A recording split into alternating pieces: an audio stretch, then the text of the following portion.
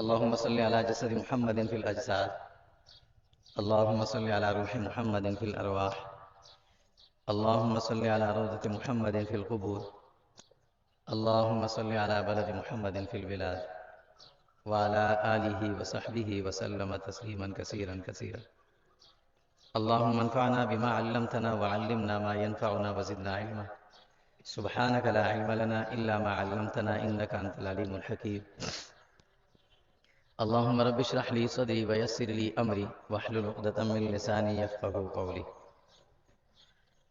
لقد ارسلنا رسلنا بالبينات، بے شک اللہ رب العزت فرماتے ہیں ہم نے نازل فرمائے، ہم نے بھیجا رسولوں کو معجزات کے ساتھ. وانزلنا معهم الکتاب، اور ہم نے ان کے ساتھ کتاب بھی نازل کی. والمیزان، اور ایک ترازو بھی دیا. اور اس لیے دیا کہ لیقوم الناس بالقسط، تاکہ لوگوں کے اندر انصاف قائم رہے. وانزلنا الحدید، اور ہم نے لوہے کو خاص طور پہ نازل کیا. فیہ بأس شدید، جو بڑا سخت ہے. ومنافع للناس، اس میں لوگوں کو بڑا فائدہ ہے. حضرت انس رضی اللہ تعالیٰ عنہ فرماتے ہیں کہ ہم جب ہجرت کر کے مکہ سے مدینہ پہنچے، رسول اللہ صلی اللہ علیہ وسلم اور ہم لوگ پہنچے، تو مدینہ طیبہ میں لوگ ایک خاص تہوار مناتے تھے، خوشی کا ایک دن منایا کرتے تھے، جس میں اس دن سارے لوگ جمع ہوتے، خوشی مناتے تھے. تو رسول اللہ صلی اللہ علیہ وسلم نے لوگوں سے پوچھا کہ آپ یہ کیوں مناتے ہو؟ تو مدینہ والوں نے کہا کہ ہم زمانے جاہلیت سے پہلے سے ہمارے یہاں یہ ترتیب چلی آ رہی تھی کہ سال میں یہ 2-4 دن ہوتے ہیں ہمارے، مختلف اوقات میں آتے ہیں، جس میں ہم اس طرح خوشی کا اظہار کرتے ہیں، سب جمع ہو جاتے ہیں، خوشی مناتے ہیں اس دن. تو اللہ کے نبی صلی اللہ علیہ وسلم نے فرمایا کہ اللہ نے اسلام کے بعد ہمیں خوشی کے 2 دن دیے، اب اس کے علاوہ خوشی کے اور دن نہ منائے جائیں، یہ 2 دن خوشی کے طور پر منائے جائیں. یہ 2 دن کون سے ہیں؟ فرمایا ایک عید الفطر کا دن اور ایک عید الاضحیٰ کا دن.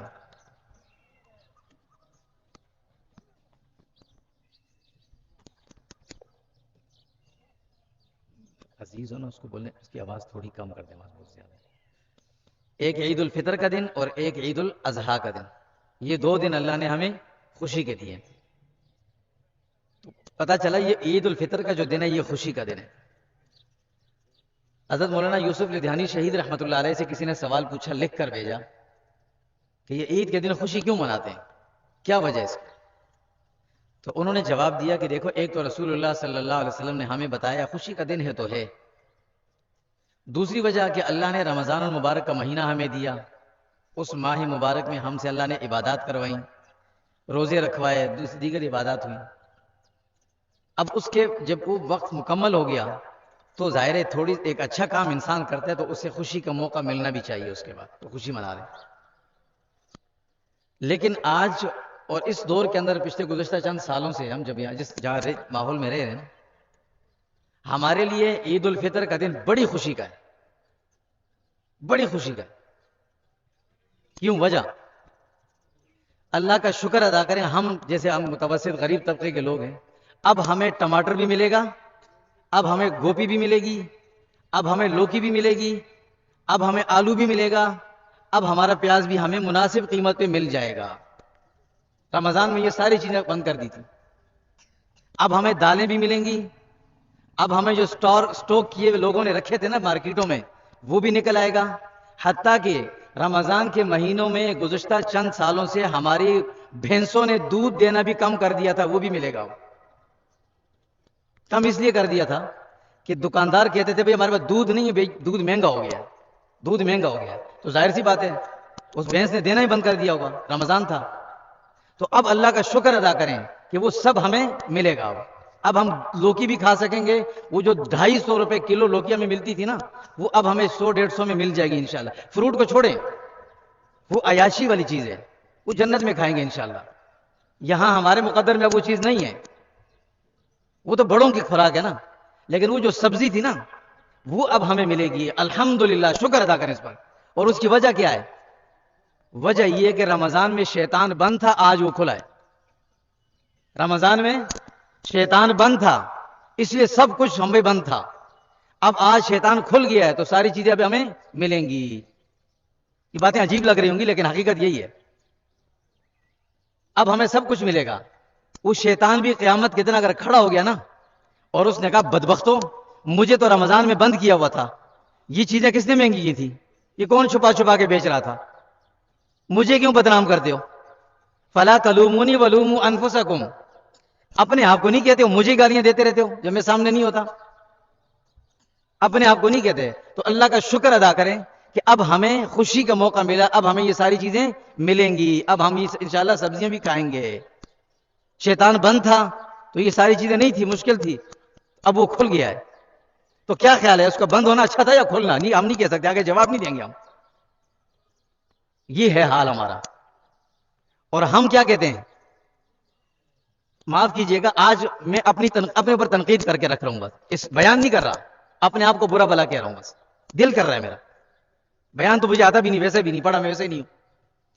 اپنے اوپر رکھ کے کہتا ہوں کہ ہم جب مسجد کے صف میں کھڑے ہوتے ہیں رمضان میں نا, تو مولوی صاحب کو پیچھے سے یوں مارتے ہیں, مولوی صاحب میرے لیے دعا کرو, میرے فلاں صاحب آج بیمار ہیں, اگر فلاں کے انتقال ہو جنت الفردوس میں پہنچے, نیچے میں راضی نہیں ہوں, نیچے والی مجھے نہیں چاہیے, میں اپنے لیے جنت الفردوس مانگتا ہوں.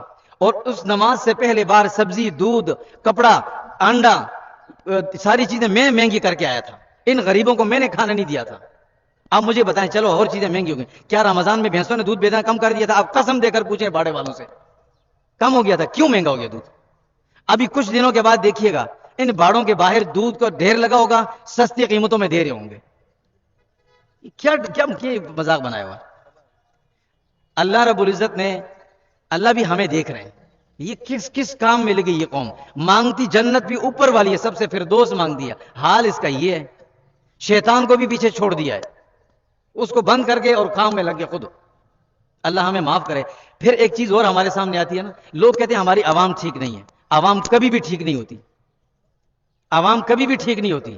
اگر عوام ٹھیک ہوتی اللہ 1,24,000 نبی نہ بھیجتے. عوام میں بگاڑ ہوتا تھا تب اللہ نبی بھیجتے تھے. بھئی حضرت نوح علیہ السلام کیوں آئے تھے؟ پہلے سے قوم بگڑی تھی نا, تب آئے تھے. اگر ساری قوم 100% ٹھیک ہوتی تو کیا ضرورت تھی بھیجنے کی؟ نبی تب آتے ہیں جب پہلے قوم کے اندر بگاڑ ہوتا ہے اور شدید قسم کا بگاڑ ہوتا ہے, پھر اللہ نبیوں کو بھیجتے ہیں, جاؤ ان کو سمجھاؤ. وہ آتے ہیں, سمجھاتے ہیں 950 سال حضرت نوح علیہ السلام نے سمجھایا, 445 سال حضرت ہود علیہ السلام نے سمجھایا. جب نہیں سمجھ میں آیا نا, پھر اللہ نے اٹھا کر یوں پٹک کر مارا زمین پہ. نبی تب آتے ہیں جب بگاڑ ہوتا ہے. عوام کبھی بھی ٹھیک نہیں ہوگی. عوام کو ٹھیک کرنے کے لیے حکومتیں بنائی جاتی ہیں, یہ کام حکمرانوں کا تھا. یہ وہ پوچھیں تو صحیح ہو کیا رہا ہے نیچے. حکمران جب حکومت بنتی ہے, حکومت دنیا کے ہر ملک کے اندر ہوتا ہے کہ ہر ملک کا قانون ہوتا ہے. ہمارے پاس کوئی قانون نہیں ہے, کوئی قانون نہیں. جس کے جی میں آئے جو مرضی کرے. ٹھیلے والے سے کوئی سبزی کیوں مہنگی کی ہے, بولے لیتے ہیں لو نہیں تو جاؤ. اس کا یہ جواب ہوتا ہے, لیتے لو نہیں تو جاؤ. کیوں؟ اسے پتہ ہے نہ میرے پاس لسٹ ہے, نہ میرے پاس کسی نے پوچھنے آنا ہے, میں جو مرضی کروں. دودھ کیوں نہیں آ رہا, لینا لو تو نہیں ہے, جاؤ. یہ جواب ہے. آگے سے اس عوام کو ٹھیک کرنے کے لیے فرشتے نہیں آئیں گے, اس عوام کو صحیح کرنے کے لیے حکمران ہوتے ہیں. دنیا کے کافر ملکوں میں مجھے بڑا دکھ ہوتا ہے جب رمضان میں یہ باتیں میں سنتا ہوں, میں قسم کھا کے کہتا ہوں دکھ ہوتا ہے مجھے. یار یورپی ممالک میں رمضان کا مہینہ آتا ہے نا, یورپ میں اندر, تو چیزیں سستی ہو جاتی ہیں. یورپ میں سستی ہو جاتی ہے. یہ ہم کون سی دنیا کے لوگ ہیں؟ ہم دیکھیں, یا تو اپنی اصلاح خود کریں, یا حکمرانوں کی ذمہ داری ہماری اصلاح کریں اور قانون لگائیں. یہاں پر یہ کون سا قانون ہے کہ میں ہاتھ میں چھری پکڑ کے روڈ پہ کھڑا ہو جاؤں, جس کو جی چاہے میں چیر پھاڑ دوں, اس سے پیسے لے لوں, اس کو سب کچھ, اور اس کو رات کو اس کی لاش گھر بھیج دوں؟ کوئی طرز نہیں آتی, کوئی قانون نہیں پوچھنے والا. کس کام کے لیے بنے ہیں حکومت؟ کس کام کے لیے؟ پھر چھوڑ دو, کھلا چھوڑ دو بھائی, جو جی آئے کرو, اپنا کام کرو. عجیب تباہی پھیلائی ہوئی ہے, عجیب تباہی پھیلائی ہوئی ہے. رمضان کا مہینہ آتا ہے, بیچارے غریب روتے ہیں. میں نے ایسے لوگوں کو سنا ہے وہ کہتے ہیں یار رمضان کیوں آتا ہے, نہ سبزی ملتی ہے, نہ دال ملتی ہے, نہ ہمیں فروٹ ملتا ہے. فروٹ تو نام ہی بھول جاتے ہیں ہم رمضان میں. نہ دودھ ملتا ہے, سب چیزیں ختم ہو جاتی ہیں. کیوں آتا ہے رمضان؟ عجیب حال ہے.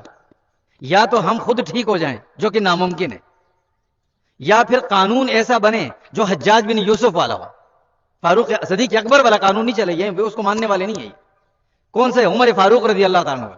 حجاج بن یوسف والا, حجاج والا قانون سے, جس میں ہر آدمی چاہے چھوٹا مجرم ہو چاہے بڑا مجرم ہو, ان کو پکڑ کے سزا دی جائے تاکہ یہ معاملہ ٹھیک ہو. نہیں تو پھر تیسری صورت یہ کہ اللہ رب العزت پھر فیصلہ سنائیں گے اور اللہ رب العزت حضرت علی رضی اللہ فرماتے تھے اللہ کفر کو کچھ نہیں کہتے، ظلم کو نہیں چھوڑتے، ظالم مسلمانوں کو نہیں چھوڑیں گے، کافر اگر غیر مسلم کافر بھی ہو کچھ نہیں گے۔ فرعون کیا کہتا تھا انا ربکم الاعلی، کتنا عرصہ زندہ رہا ہے، کچھ نہیں کہا اللہ نے، بیمار تک نہیں ہوا۔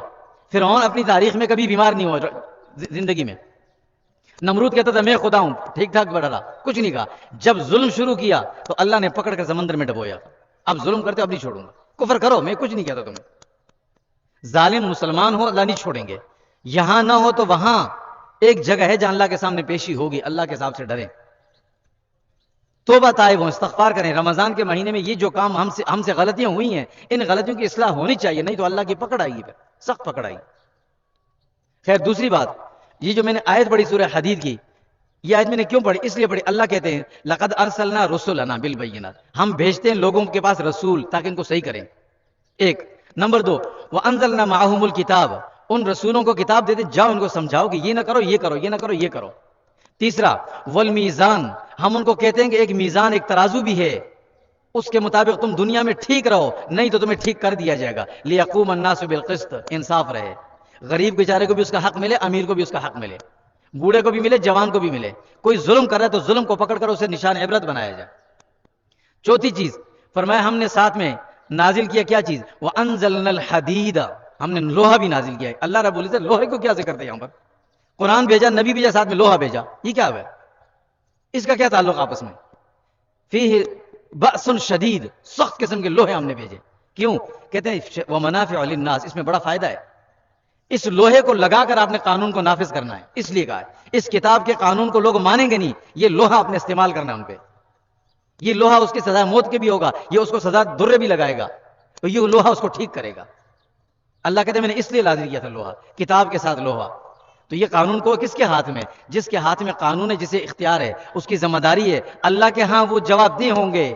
حضرت فاروق اعظم فرماتے تھے کہ وہ دجلہ کے کنارے پر، میں مدینہ میں ہوں، دجلہ کے کنارے پر کتا مرے گا میں اس کا جواب دوں گا۔ فاروق اعظم رضی اللہ عنہ، عراق سے ایک مرتبہ قافلہ آیا، رات کا ٹائم تھا، کوئی تجارتی لوگ آئے، پتہ چلا حضرت فاروق اعظم کی عادت تھی رات میں اٹھ کر جاتے تو ان سے پوچھتے تھے کوئی تکلیف تو نہیں ہو رہی، اس لیے کہ حضور نے نصیحت کی تھی کہ میرے بعد جو لوگ باہر سے آئیں گے ان کا خیال کرنا۔ فاروق اعظم سب کو کھانا کھلا رہے ہیں، دسترخوان لگائے، سب کو کھانا کھلا رہے ہیں، کھلاتے کھلاتے ایک جگہ پہنچے، ایک آدمی الٹے ہاتھ سے کھانا کھا رہا ہے۔ فاروق اعظم بڑے سخت اس معاملے میں، ڈانٹ کر کہا بھائی کیا کر رہے تمہیں نبی کی سنت کا نہیں پتا، سیدھے ہاتھ سے کھانا کھاؤ۔ وہ پھر خاموش، پھر کھا رہے ہیں۔ دوبارہ ان کے پاس گیا، تمہیں میری آواز نہیں آئی؟ کہا امیر المومنین آواز آئی ہے، میرا ہاتھ کٹا ہوا ہے۔ کہا کیا ہوا؟ کہا میں فلاں زمانے میں جب ایک غزوہ ہوا تھا، اس غزوے میں شریک ہوا تھا، میرا ہاتھ کٹ گیا تھا اس میں۔ فاروق اعظم بیٹھ کر رونے لگے، معافی مانگی اس سے، مجھے معاف کر دے، مجھے پتہ نہیں تھا تیرا ہاتھ کٹا ہے، تو کپڑے کیسے تبدیل کرتا ہوگا؟ پوچھ رہے ہیں اس سے کپڑے کیسے پہنتا ہوگا، تو اور کام کیسے کرتا ہوگا، وہ پوچھ رہے ہیں اس سے، مجھے معاف کر دینا۔ جب یہ جواب دہی ہے نا، تو یہ جواب دہی مجھ سے بھی اور ہم سب سے ہے۔ الا کلکم راع وکلکم مسئول عن رعیتہ، جو بھی نگران ہے اس سے ماتحتوں کے بارے میں پوچھا جائے گا، یہ کیا کر رہے تھے، آپ کیا کر رہے تھے؟ اس جواب دہی کا ہم نے جواب دینا ہے۔ کیا ہو رہا ہے، یہ ملک میں کیا ہو رہا ہے، شہر میں کیا ہو رہا ہے، کیا حالات بنے ہوئے ہیں۔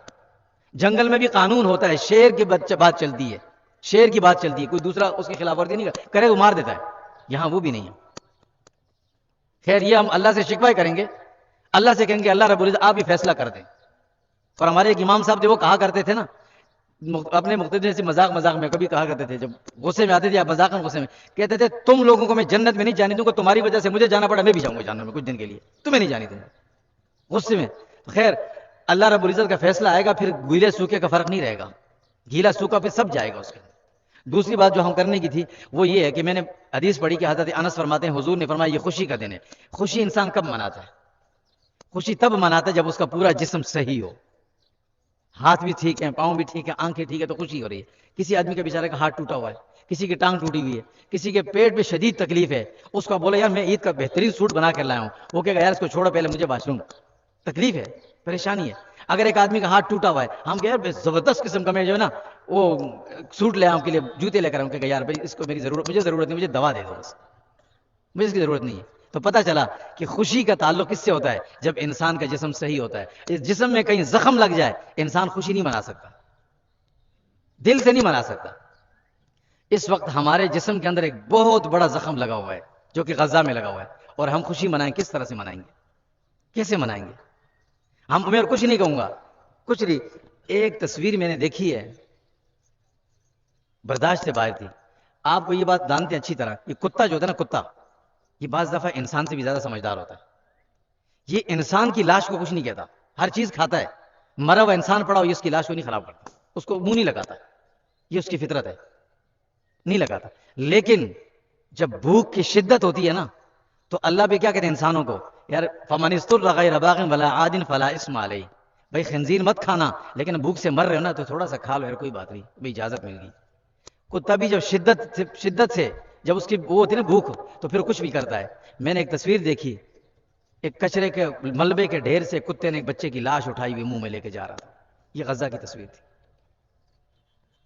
اس سے آگے ہم کچھ نہیں کہہ سکتے، ہم مجرم ہیں، اور یاد رکھیے گا اس جرم کی پاداش میں میدان محشر میں عدالت لگے گی، میرے نبی صلی اللہ علیہ وسلم کھڑے ہوں گے، اور ادھر میرے غزہ کے مجاہدین، شہید بچے، عورتیں، بوڑھے، یہ آئیں گے کہیں گے میرا نانا جی، ان کے نانا جی، ہم جب مارے جا رہے ہمیں کٹ رہے تھے، یہ لوگ عید کی خوشیاں منا رہے تھے، یہ لوگ عید کی خوشیاں منا رہے تھے۔ خوشی تب منائی جاتی ہے جب انسان کا جسم صحیح ہوتا ہے، جسم کے اندر زخم لگے ہو نا، گولیاں لگی ہو نا، تو انسان کو خوشی مناتے مزہ نہیں آتا، نہ اپنی خوشی، نہ اپنے گھر کے بچے کی شادی میں بھی مزہ نہیں آتا، اس میں بھی مزہ نہیں آتا۔